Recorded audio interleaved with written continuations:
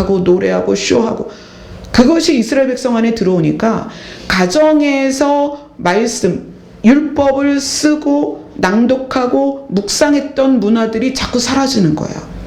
그래서 그 기원전 100년쯤에 어떤 일이 생기냐면 분리운동이 생깁니다. 이 분리운동은 뭐냐면 그런 이방의 문화, 그리고 이방 사람과 그 유대인들을 분리시키는 운동이 일어나요.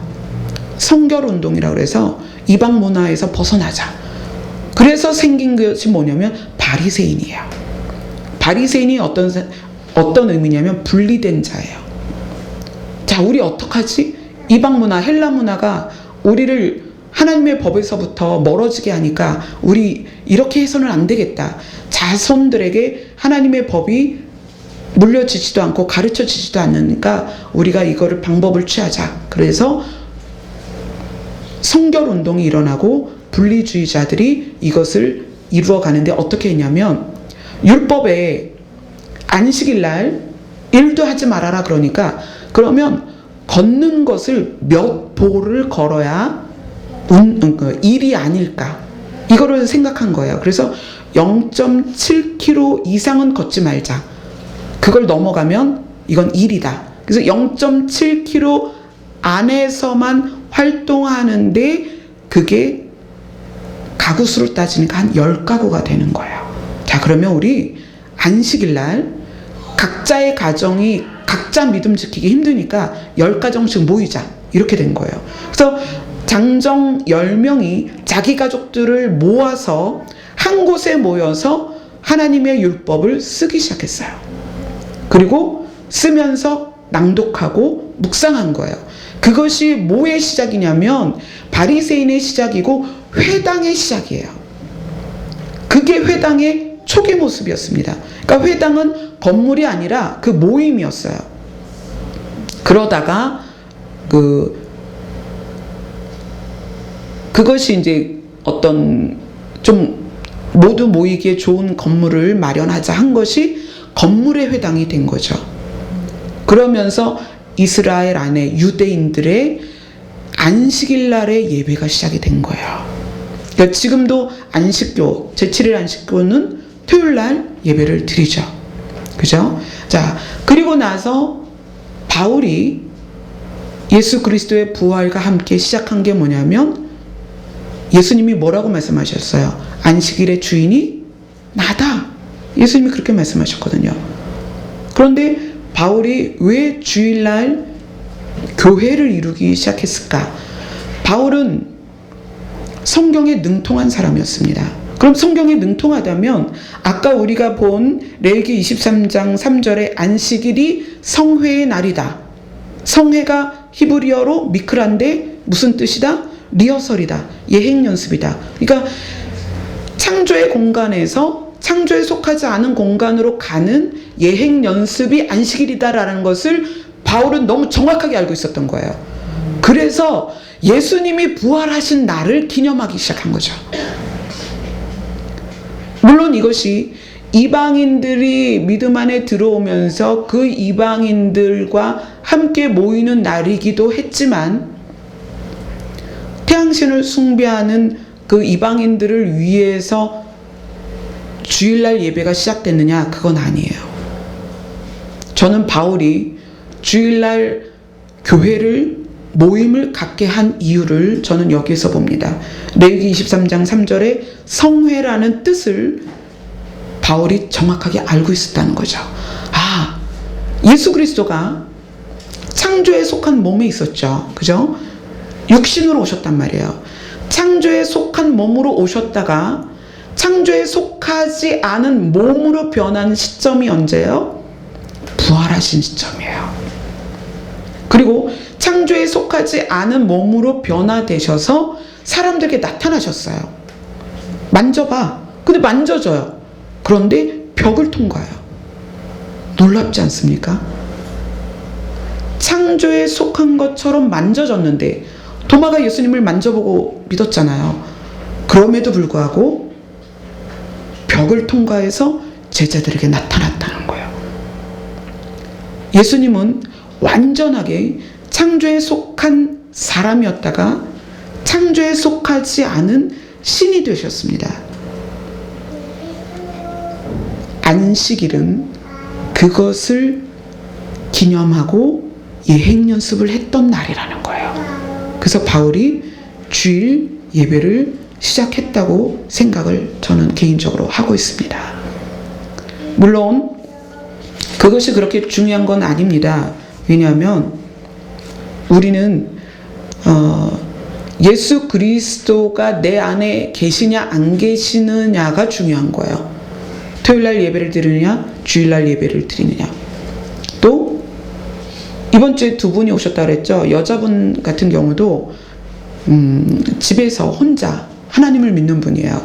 자기는 어릴 때 대여섯 살 때 하나님을 잠깐 믿었고 중학교 때 잠깐 교회를 다녔다. 그런데 남편이 교회 다니는 사람한테 엄청 사기를 당해가지고 사업을 말아먹는, 그러다 보니까 남편이 교회 기억자도 못 끊게 하겠죠.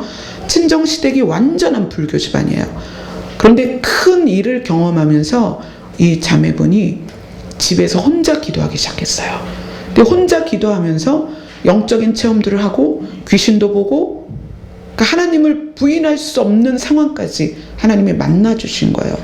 또 주중에 만나본 그 남자분도 꿈에서 예수님이 현현에서 만나주셨어요.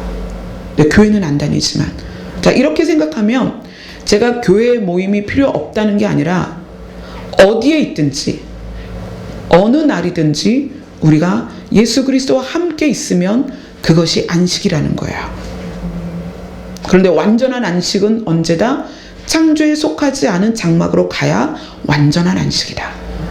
그럼에도 불구하고 우리는 지금 예수 그리스도를 내 안에 모셔야만 창조에 속한 공간 안에서도 평안을 누릴 수 있다는 것입니다. 그래서 날이 중요하지 않다는 것을 성경으로 한 구절 보고 그리고 말씀을 맺도록 하겠습니다. 로마서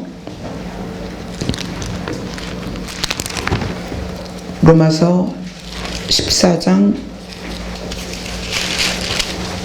5절 6절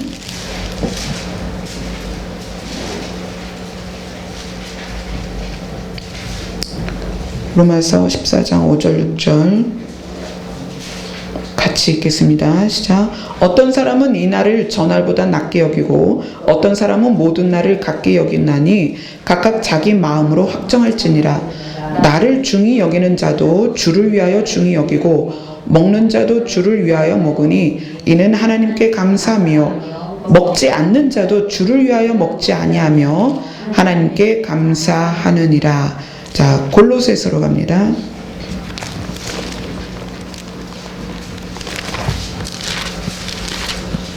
골로새서 2장 14절 골로새서 2장 14절 같이 읽습니다. 시작. 우리를 거스르고 불리하게 하는 법정으로 쓴 증서를 지우시고 제하여 버리사 십자가에 못 박으시고, 그리고 16, 17 같이 읽습니다. 시작. 그러므로 먹고 마시는 것과 절기나 초하루나 안식일을 이유로 누구든지 너희를 비판하지 못하게 하라. 이것들은 장래의 일의 그림자이나 몸은 그리스도의 것이니라.